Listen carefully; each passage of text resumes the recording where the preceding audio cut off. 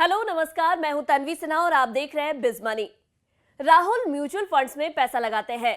हालांकि इन्वेस्टमेंट का उनका सफर अभी हाल ही में शुरू हुआ है। एक एसआईपी ब्लू चिप फंड में चल रही है और एक डेट फंड में भी वे हर महीने पैसा लगाते हैं। अब वे थोड़ा रिस्क भी लेना चाहते हैं और अपने पोर्टफोलियो का डाइवर्सिफिकेशन भी करना चाहते हैं। किसी ने उन्हें फ्लेक्सी कैप फंड्स में पैसा लगाने की सलाह दी। राहुल ने लार्ज कैप, मिड कैप और स्मॉल कैप जैसे फंड्स के बारे में तो सुन रखा था, लेकिन फ्लेक्सी कैप क्या भला है उन्हें पता ही नहीं था। तो चलिए राहुल और उनके जैसे बहुतों की फ्लेक्सी कैप से जुड़ी उलझन को आसान करते हैं। पहले तो ये जान लेते हैं कि आखिर इन फंड्स की शुरुआत कब और क्यों हुई। नवंबर 2020 में सेबी ने फ्लेक्सी कैप फंड्स की शुरुआत की। फ्लेक्सी कैप फंड एक तरह से मल्टी कैप फंड ही होते हैं, लेकिन दोनों में एक बुनियादी फर्क है। मल्टी कैप फंड्स में लार्ज, मिड और स्मॉल कैप शेयरों सभी में 25-25% एक्सपोजर जरूरी था।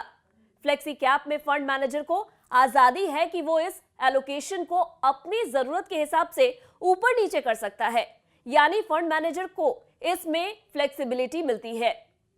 साथ ही इसमें फंड का कम से कम 65% इन्वेस्टमेंट इक्विटी और इक्विटी आधारित इंस्ट्रूमेंट्स में किया जाता है। यानी फ्लेक्सी फंड्स में डाइवर्सिफिकेशन तो मिलता ही है, साथ ही इसमें ऊंचे रिटर्न का फायदा उठाने का भी मौका मिलता है।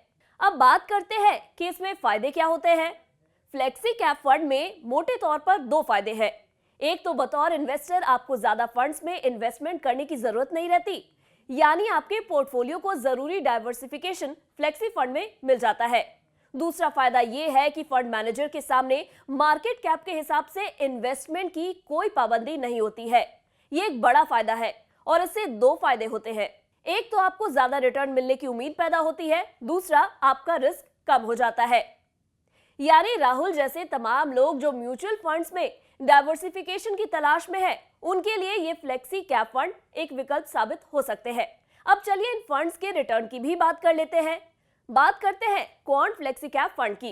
इस फंड में अगर आपने 3 साल पहले 1 लाख रुपए लगाए होते तो आज आपका पैसा बढ़कर 2,61,000 रुपए हो गया होता।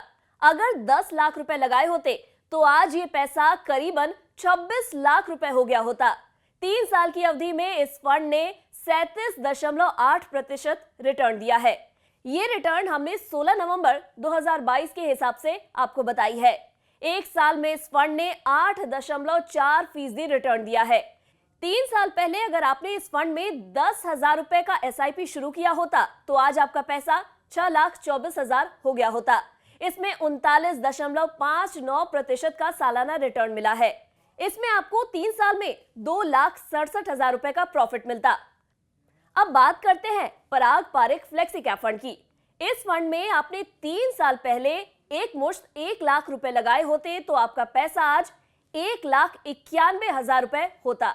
3 साल में इस फंड ने 24.2% रिटर्न दिया है। अगर आपने इसमें 3 साल पहले 10,000 रुपए की एसआईपी शुरू की होती तो आज आपकी पूंजी 4,97,000 रुपए हो गई होती। इसमें प्रॉफिट 1,37,000 रुपए होता। इस पर 22.18% का सालाना रिटर्न मिला है। अगर निवेश के लिहाज से देखें तो ये सबसे बढ़िया फ्लेक्सी कैप फंड्स में से एक है। 3 साल के लिहाज से अगर एक मुश्त निवेश को देखें तो फ्लेक्सी कैप फंड्स की कैटेगरी ने करीब 21% सालाना रिटर्न दिया है। कुल मिलाकर इन्वेस्टमेंट के डाइवर्सिफिकेशन और अच्छे रिटर्न की तलाश कर रहे इन्वेस्टर्स के लिए फ्लेक्सी कैप फंड्स बढ़िया विकल्प साबित हो सकते हैं। अगर आपको हमारे इस वीडियो में दी गई जानकारी पसंद आई हो तो इसे लाइक और शेयर करना ना भूलें। साथ ही बिजनेस जगत की खबरों से अपडेटेड रहने के लिए बने रहे हमारे साथ और देखते रहे बिज तक।